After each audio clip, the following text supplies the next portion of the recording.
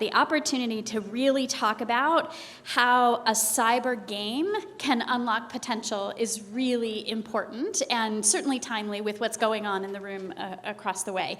And so I want to turn this panel over to Ping from Microsoft and have her lead us in a really rich conversation.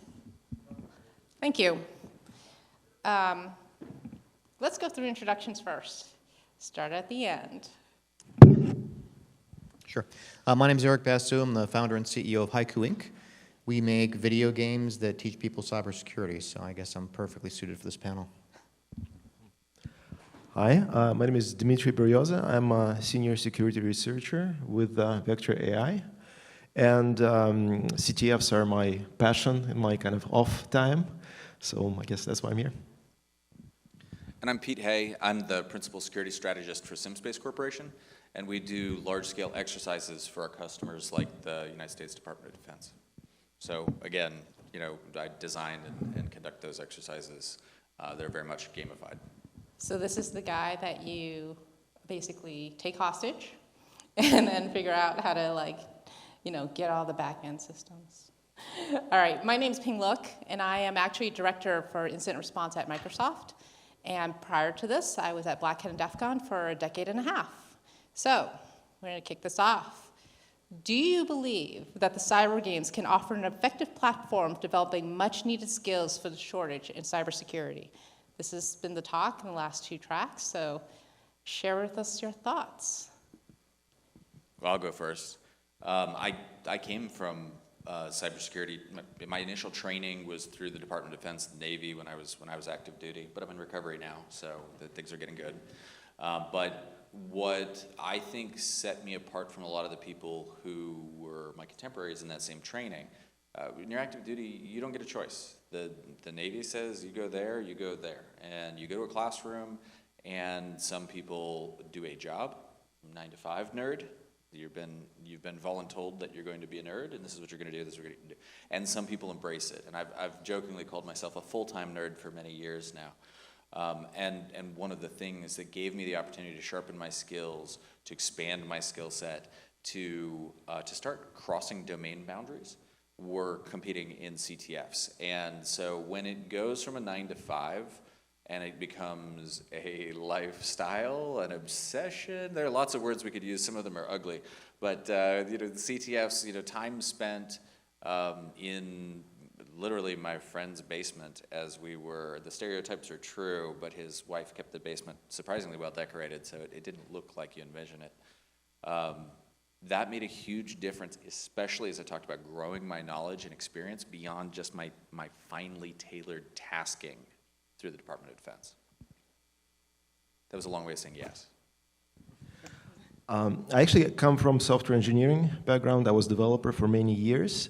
And then I made kind of a sudden change to cybersecurity. I was hired by a pen testing team. It was all very new to me, but our team competed in CTFs all the time. And that made a huge difference in me gaining the knowledge required to be successful on that team. And there are many reasons for that. You learn by doing rather than by reading a book. You are under time pressure, and I think that kind of kicks your learning into high gear. You do not have the luxury of just saying to yourself, "Oh, I'll learn this when I feel comfortable doing it." This experience is gamified, so I think psychologically it really helps you. Like you get these little rewards. You compete against other people. It also promotes teamwork because in technology, a lot of us are kind of solitary workers. We want to work by ourselves, and when you're on a team, you want to win. You have no choice but to be, collaborative, to, share workload with your teammates, to come up with, joint strategies. So I think there are a lot of things in CTFs that actually promote really rapid, deep learning. Yeah, the question of can games help you actually learn cybersecurity?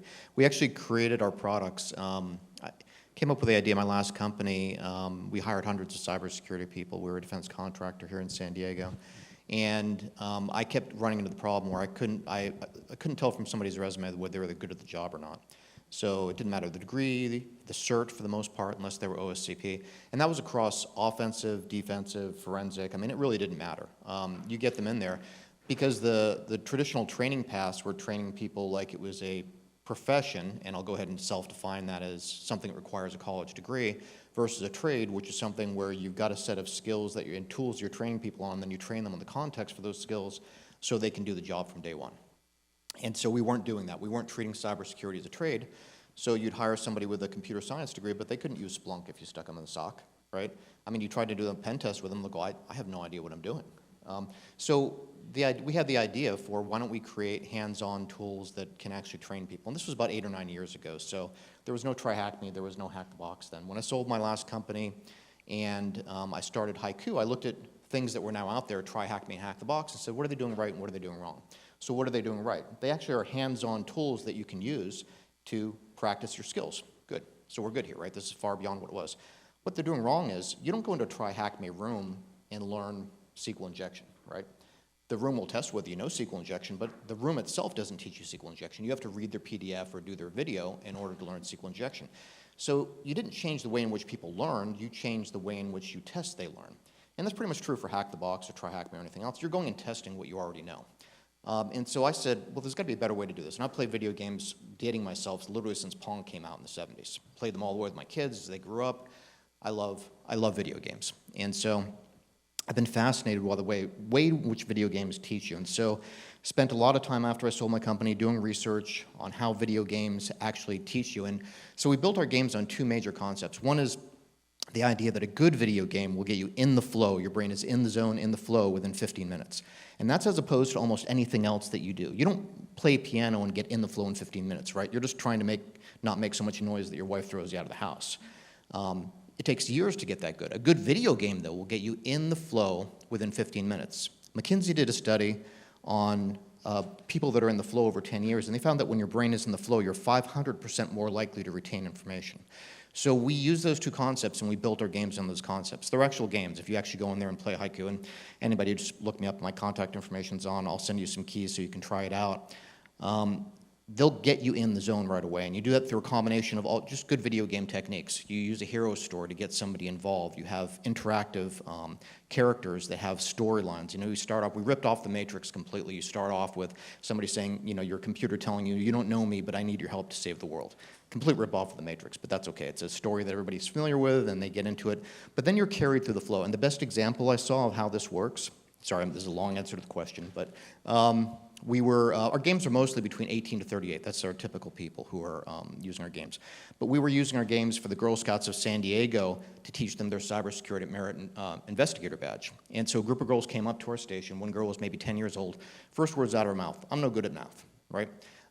This is what she's told herself, been told. 45 minutes later, she's arguing with one of the other girls about which one of the characters is the cutest one, completely unaware of the fact she just learned command line Linux. She knows how to do ls, cd, cat. She knows about 5 offensive cybersecurity commands. And that really struck home for me when I was talking to a university professor that said he doesn't even teach his undergraduate students command line Linux until the end of the first semester because it's too hard.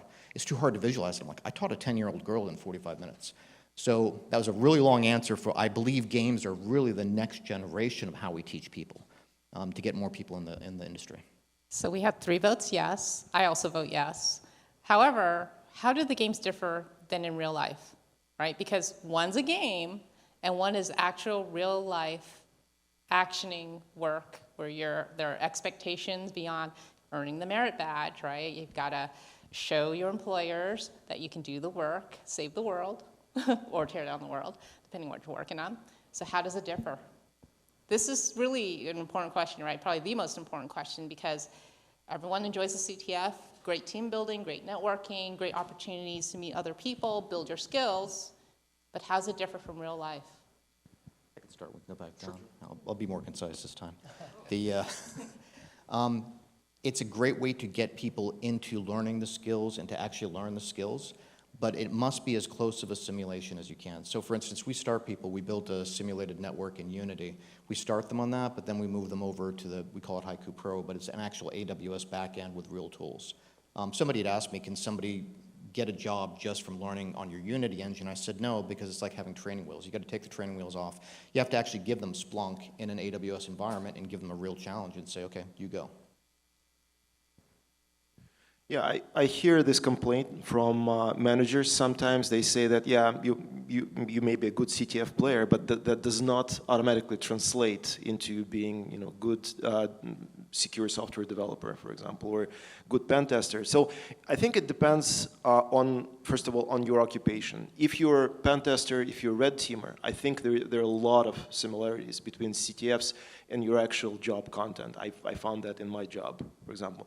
If you're trying to teach your, let's say, software engineers, your QA specialists, your IT specialists, to teach them, secure software development and testing skills, CTFs are maybe less applicable. But I think the general knowledge you gain into how vulnerabilities work, how you research, an application maybe you've never seen before, how do you study, find vulnerabilities, how do you, learn about different classes of vulnerabilities. There's some applicability there. So I think a lot depends on what your occupation is, where you will be applying those kinds of skills. Hey, I'm really glad I'm going last on this one because I'm going to be the contrarian on this. But I think you actually just hit on the key concept. And one of the concerns I have when it comes to CTFs for cybersecurity is what we're seeing out there right now. Everybody wants to attack.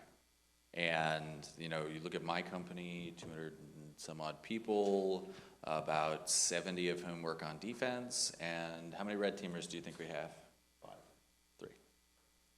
So if every person in that CTF out there, in fact, we ran the game last year. Last year in Black Hat, the competition was primarily defensive. And there were complaints that it wasn't fun enough. We really wanted to do more hacking. Why were you making us use threat intel to hunt down adversaries?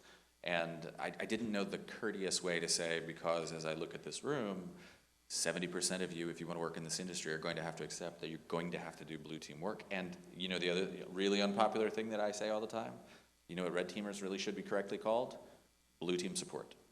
Because they exist to make blue better. Back to the last conversation, there was this idea of supporting the business function of cybersecurity. Well, the cybersecurity function isn't to build a better red team or build a better blue team, it's to keep the business functioning. The blue team has a direct role in establishing uptime and business continuity and those sorts of things. So that's how cyber serves business. Red team can only serve business through improving the blue team. And that's my only complaint about competitions, is that they tend to be so heavily focused on red team. I think there's a real brain drain in that many of our best and brightest want to go do red because that's what's fun.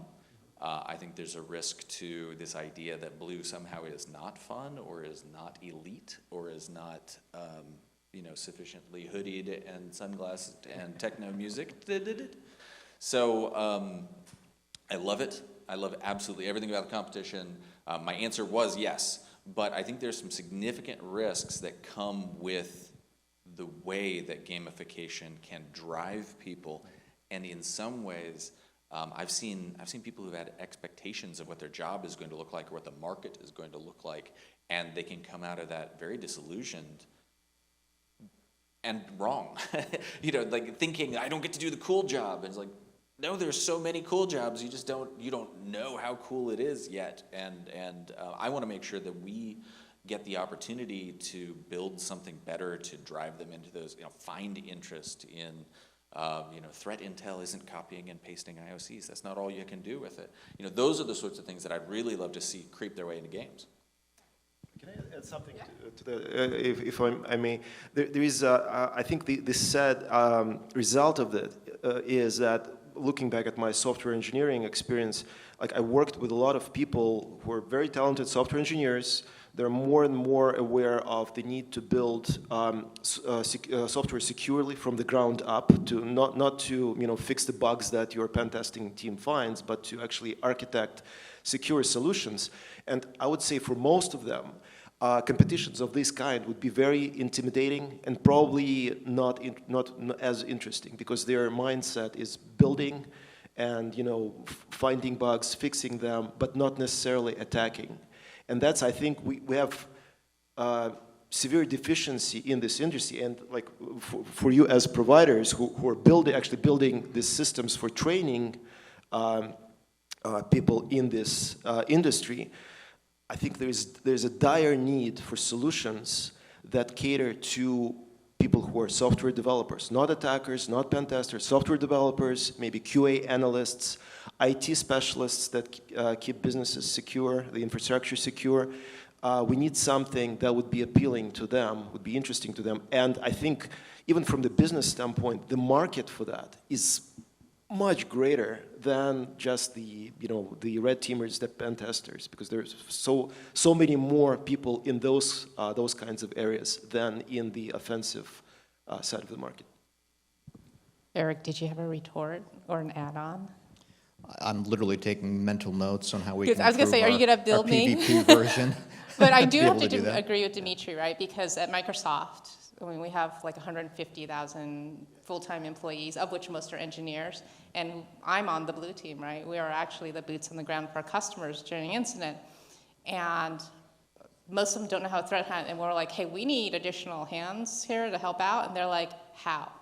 And they're like, you already have all the skills, but it's not a role that they previously explored or wanted to. And for us, they asked me, okay, we need to get to 400 consultants in 5 years, right? Because my CVP has this grand idea as to how many IRs he wants to do. So we do the math, and I'm like, how do I get them? My job's responsibility is to skill them all. I have to make sure they are ready to go when we put them in front of a customer. And I'm like, data analysts. I need data scientists and data analysts, because what we do is we just go through the data and we hunt through the data for the anomalies, right? That the anomalies are the attackers. And whenever I talk to a data scientist, they're like, what do you want me to go do? And I'm like, I want you to go punch a bad guy in the face. They're like, how am I going to do that? I'm like, can you go through the data and find the anomalies? They're like, well, of course. And so that's like the aha moment, but we don't do a good job as an industry showing them that there are engineers, developers, analysts of every color and variety that could have a job in cybersecurity. And I have to agree on the blue team comment, right? Like red team, blue team. I would walk the halls at Black Hat and be like, hey, we've got roles over at Microsoft. Are you interested in coming? Like, I don't want to work for the man. Okay. They don't want to work for a corporation. I'm like, okay. And then they're like, and I'm a pen tester. What are you going to have me do? Does Microsoft hire pen testers yet? I'm like, we have a pen testing team. No, you will not be on that team, but you'll be on the team that gets to punch the bad guys in the face. They're looking at me like, what? What? You want me to go do what? You want me to stop breaking into things and go mount the defenses? Why would I do that? I'm like, because that's where all the juice really is.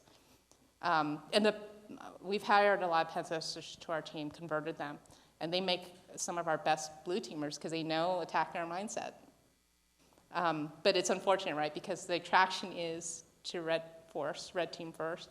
I'm not going to say it's because primarily of games, but we do need more games designed so that it's enticing to be a defender. Everyone's like, that's so boring. You just wait until something comes over the wall, and then you stop them. I'm like, it's much more complicated than that.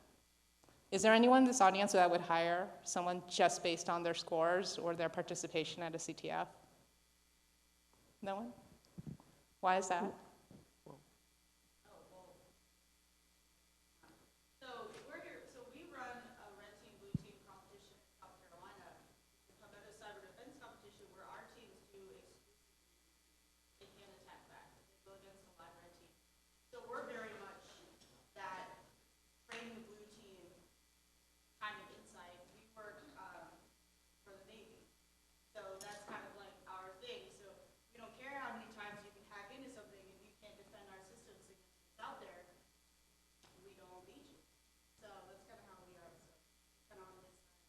When they all graduate, tell them to come hit me up for a job. Well, they come to us. All right. I would say that, I know a lot of people in the kind of pen testing side of things, and I know managers there would be very happy to look at your CTF scores and maybe hire you on the base of that. But that industry or that area is fairly small compared to everything else that's out there. So it's there are not that many pen testers and red teamers compared to developers and other types of professionals. I mean, I was in a competition. We took second in ShmooCon. I was an active duty service member, and people were handing me business cards. So when you're getting out, you come find me. You come find me. So I mean, it really does happen. Yeah, no, I believe it. When I was at Black Hat, they would be like, I just need to go up there and talk about the one TAC hack I did, and then I will have enough work, so I only have to come and speak here again next year, right? And $200,000 back then was a lot of money. Sir? The best pen testing competition I know is the Collegiate Pen Testing Competition at RIT. It's an international competition now. It is a business competition. The teams are doing a business engagement. They have to write a report that runs upwards of 100 pages. They have to understand the impact they have on a business. That's what they look for. I think CTFs are a great indicator. Somebody can be an individual contributor and get started in a company. But if you want them to take a more responsible role, I think they need experience where they have to work with people. They have to be in leadership roles. They also have to be in following roles. They have to be in a dynamic environment where different people are taking a lead on different things. That's why I think some of these competitions like CPTC and others are good because they give that experience of having to deal both with the organizational issues, understanding how are we impacting the business, but then also how are we impacting our team, and the problem set is way too big for one individual, and then you have to figure out how do I do my job, but how do I empower my team at the same time. And I think that's, if you want higher level people in cyber, I think they need to have that consciousness or that awareness. I'm actually gonna be a little bit contrarian on that one because I have guilty knowledge because I get to stream the competition. I get to walk behind the teams and see everything they're doing. So I know the real scores. And no, I won't tell you. And I know who did best at the capture the flag and the escape room and things like that. And the thing that shocks me about it is from watching the teams prep, from seeing them communicate, the scores are exactly what we expected. The teams, and the crazy part is, it's not limited to domain. You would think one or two smart people are gonna have a bunch of flags and kind of push a team over the top and stuff like that, but without the coordination. And one of the things that I've been talking about with IPSEC and 80 a lot on the stream is the documentation. And I think those are the reasons of why so many CTFers who are really serious about it, professional is what I would say, is the bigger competitions, when you get doing the DEF CON qualifiers and go to DEF CON, the organization that goes into that is meeting that criteria that you're thinking of. And so if you look at the teams out there and when the final scores come off, I want you to understand the teams that are 1, 2, 3 in First Bloods are gonna be something like 1, 2, 3 in Escape Room and because it doesn't matter what domain it is, because that coordination, documentation, planning, prep, practice, all those things that apparently all start with P, are crucial to the outcome that they're going to achieve. So I agree with you that specific competitions, and I don't want anybody to think that I wasn't saying blue team competitions are dope and we need more of them, but and things like CCTC, or CPTC, right? My brother competed in that last year, so I got to see behind the scenes for that a little bit. And it got him a great job coming out of college, so 10 points on that to him, right? But I love those sorts of things, but really it can be done at any competition, and really to compete at a high level, you're going to need to develop those skills.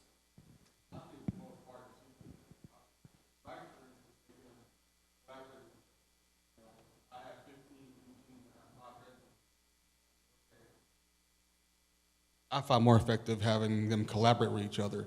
There'll be two smart guys out of 20 people, 20 PhDs, 5 military guys who are sharing their TPTs. They're not classified, and you'll see the guys who are smarter kind of silo themselves. I said, no. You got to go here on this table. You got to share with the group, because that doesn't do us any good if you're the smartest guy in the room if you don't share the wealth of that knowledge. So next big challenge is that teamwork aspect. We suffer from it at work all the time, but Dmitry. Yeah, sorry, just to add something. I live in Canada. We are organizing a national competition there for university students. And sorry, to put Tom on the spot here, he's our main organizer there. He has, Tom, if you could maybe say a few words, has very intimate knowledge of how performance at a CTF actually translates into job offers from real companies, sometimes on the spot. Yeah, well, I mean, on the spot. I mean, we do hacking in the morning, interviews in the afternoon, job offer by supper. Like, and, you know, the sponsors come because they want to hire the winners. But one thing, when we started, it was super red team. Like every scenario, although you're just hacking, it had to be, okay, there's an exposed website, let's try to get there, and then that's back into the IT infrastructure. And we never put any hacks in. That wasn't something we saw, each of us, right, who developed, Dmitry's one of our big developers. You know, we saw it in our job, in real life, right? Now we'll put it into that. So when I heard about CPTC, I thought, hey, they stole all our ideas. Like, so they're doing a great job, but they went too far. Writing out long papers, our students, it's a compromise. The students who like doing that aren't the ones that compete as hard. And then challenges like this got interesting, so we joined up. It really helps the program, just the fact that we travel internationally. I'm sure everybody's here for that, right? And all the students here, but they're polluting the system because the students who do really, really well here aren't the best red teamers, and they're not the ones the sponsors necessarily want to hire. They rather hire a red teamer than a CTF expert. But you have to encourage these guys so you can do well internationally and not, you know, lose that aspect. So it's a dilemma. So what you people should do is change all these competitions into blue team and, you know, hireable skills, and stop going, you know, gamify. And that would help the whole industry. I'm saying it would help everyone. So, and I've heard you say it already. And Dmitry literally did that. He wrote a defense challenge for a national competition so we could have both sides in there. These guys should use your challenge. That's really the way it should go.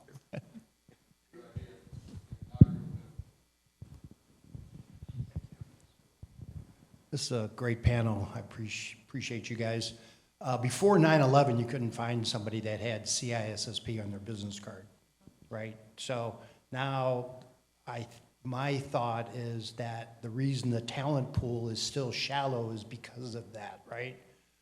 If all these things worked, all these tools and all these smart people and all these games and everything was an impact, I mean, we wouldn't see a new breach in the news every day. So I'd like to hear your thoughts on that. Oh, I'll be that guy. Anybody here from IC3? All right, good. My beef with certifications is this. You heard mention of the only certification I have ever cared about in hiring, OSCP. It's the only one I care about. And the reason I care about is not because it's hard. It's not because, well, it is because it's hard, let's be honest. But it's because of the documentation. We went back and we looked at every OSCP we hired and what was the thing that they brought to our team that a contemporary who did not have it and underperformed them did not have, and it was discipline and documentation. Knowledge management is the single biggest challenge in cybersecurity today, and CISSP isn't going to fix that. I mean, so it's not the fact that it's a practical. Sorry, it's not the fact that it's a practical cert where you prove your worth by actually doing things rather than reading a book. It's the documentation that comes afterward. It's both. You're absolutely right. The fact that you're doing something practical, but then combining that with, I haven't just done it. The knowledge doesn't, and this is the problem. The knowledge is here. And cyber has this oral tradition of knowledge. And what are we doing right now? I probably should have written a paper on this. Instead, we're sitting here yammering at you. You know, maybe, hopefully somebody turned on the transcription service. We can turn this into a paper. But the point is that we have a massive knowledge management problem in this field. And what the OSCP brings that's better than a GCIH or what have you is that professionalism. And when I say that, I mean the ability to capture knowledge and convey it to another. I literally, I talked to IPSEC and Int80, to the longest running, biggest names in our industry, and both of them talked extensively about how they document what they do, how they retain that knowledge and reference back to it. And there's a reason they are who they are, And there's a reason that they've achieved what they've achieved, and I believe that a huge portion of that is what it is. When it comes to other certifications, I believe that OSCP has the big advantage, and this is going to be my controversial take on certs, is OSCP is essentially a certified offensive security professional, whereas something like CISSP is a certified information system security professional. My difference between the two is if you are an offensive security professional, you can sit down, take the OSCP test, and pass. If you are an information systems security professional, can you sit down and pass the CISSP without studying for it? No, because it's not a test of whether or not you're whether you're an information systems security professional. It's a test of whether or not you understand the terms and definitions as they intend them. And so it's more of a domain-defining test as opposed to a domain expertise establishment bar. And that's, I think to your point about practical skills, that's where OSCP has a huge advantage on that. And the last thing I want to do is make it sound like I'm bashing on ISC2. They are defining a domain. They are defining a bunch of terms along the way. So it has value because it gives the C-suite lexicon and context and the ability to communicate effectively and to and then communicate that down as well. So don't take it as me saying that there is no value in that.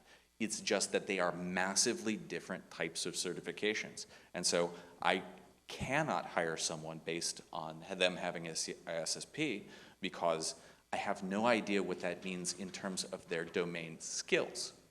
I do know what it means in terms of their domain lexicon, understanding, and especially business domain relationship comprehension.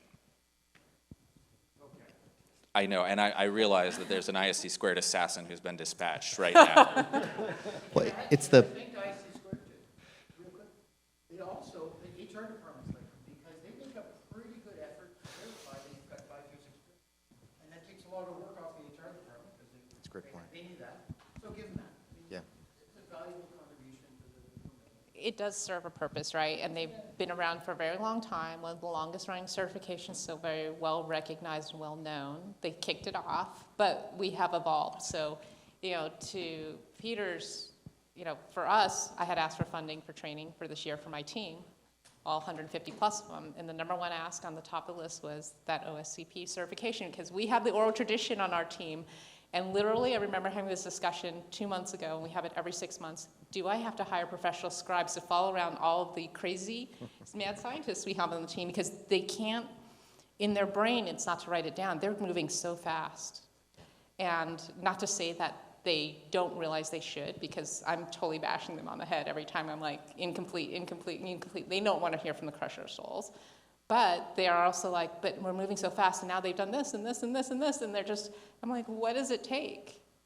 And so the next generation that we bring on all has to have the fundamentals of that documentation. So for us, it's going to be that certification. Go ahead, sir.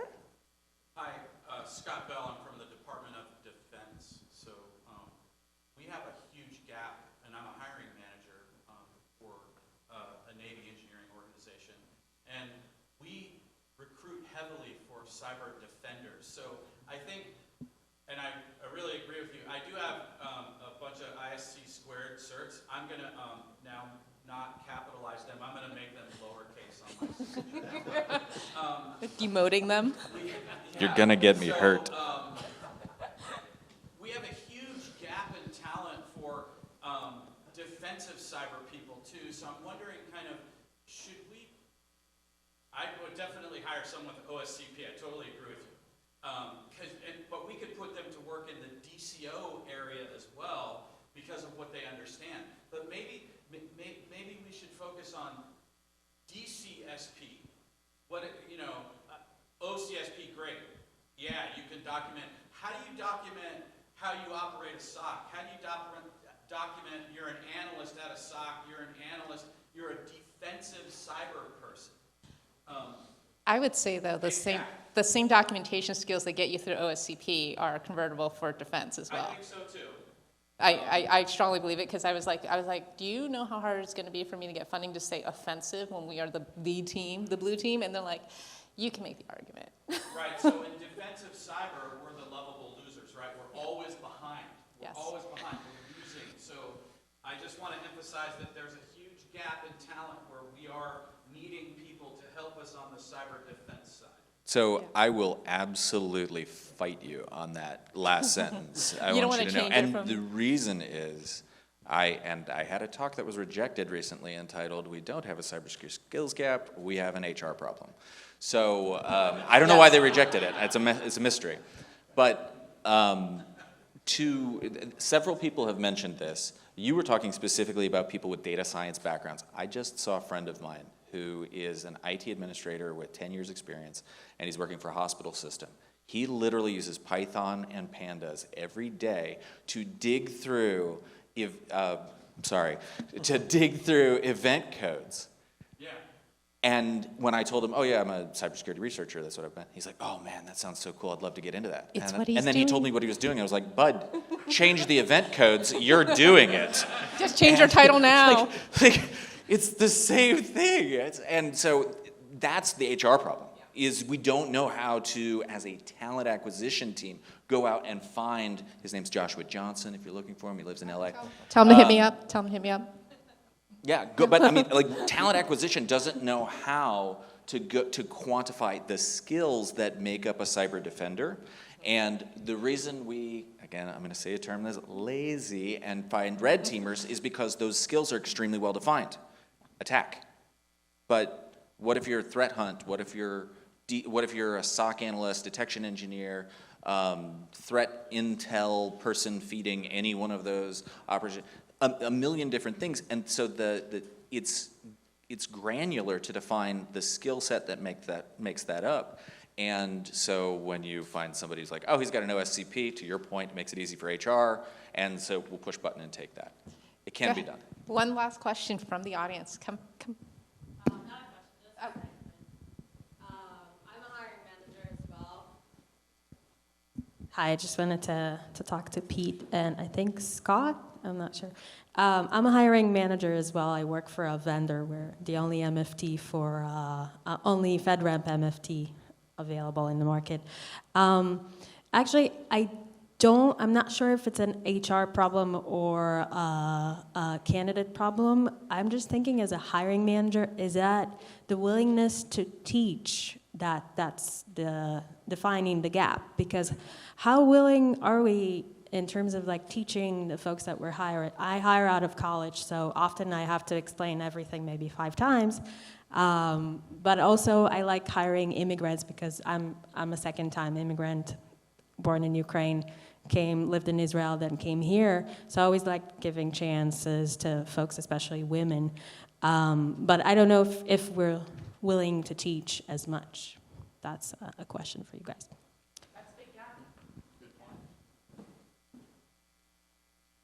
We do it. They never want me to hire young so I'm like 10% of our hires have to be early in career or non-traditional. I want it to be 25%, but it's a big investment, right? It's 2-3 years, 18 months if you're really super lucky. We're almost at time. Are we almost at time? Okay. Last comments, anybody? Quick question, is it the talent pool or the tools that they're given? Talent. Because a lot of security tools are half-baked, in my opinion. Yeah, so it comes down to talents, mindset, that curiosity, the desire to learn. A lot of tools break systems, they don't work as advertised. The problem solving, the teamwork, the out-of-the-box thinking, because I do have people who say, why do I have to learn how to write a query? We have an entire archive of queries. I'm like, when the thing breaks, how are you going to fix it, figure it out? And they're like, oh, I better go review that. I'm like, yes. So it is the problem solving. That's really what it is. And the tools, we think we spend all this money, it should do the thing. No, it doesn't. It still needs a human to operate it. So we need to know how to manipulate the tool to do what we want it to do or need it to do, or know when it's failing us. That's my take on it. Like the calculator. Yes, I had a guy who could not do, he's like, I need a calculator to make change. I'm like, it's all 5s. You just said problem solving, and I'm going to bring it back to the topic of the panel because I see people looking at me. But we're talking about gamification and CTFs. This is problem solving. And so when you, all things being equal in terms of skills or experience or degrees or what have you, when you have somebody who has CTF experience, you at least know they've sat down, they've cussed royally at something, and they've gotten through it and scored points anyway. And that is, back to the talent question, the skills question, what have you, that is a skill that is very difficult to quantify otherwise, is the grit and determination to get through it. And OSCP, again, by being really obnoxious, brings that to the table. And so I think, you know, CTF is maybe another metric we can pass to our HR teams, to our talent acquisition teams, to say, this is another way of defining those intangibles that make up grit and determination. And so that's the last thing I'll say. I think that's it. They're trying to get the hook to pull us off the stage. So I hate ending this. This was phenomenal. Thank you so much. I'll add one: resilience. Right? Grit and determination is certainly incredibly important. Problem solving, out of the box thinking, all of that is incredibly important. But for us to keep this pipeline, we all need resilience in our individuals. So thank you all. One more round of applause for this phenomenal panel.